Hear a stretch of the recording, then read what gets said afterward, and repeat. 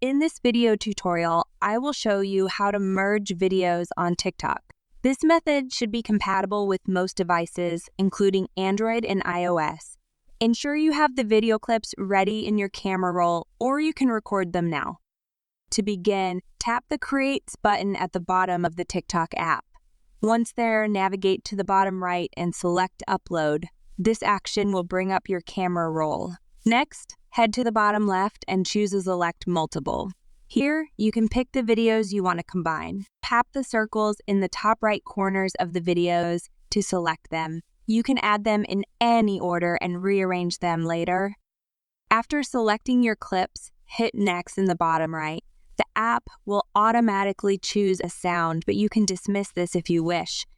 To edit the videos, expand the menu on the right by pressing the downward arrow, then click Adjust Clips. You can view each clip individually and edit them by tapping it in the bottom left. Trim or rearrange the videos as desired. Once you're satisfied with the arrangement, tap Save in the top right. Remember, you can also crop, add text, filters, and utilize other TikTok features to enhance your video. When everything looks good, press Next in the bottom right to post your video. If this TikTok tutorial was helpful, please leave a like and share.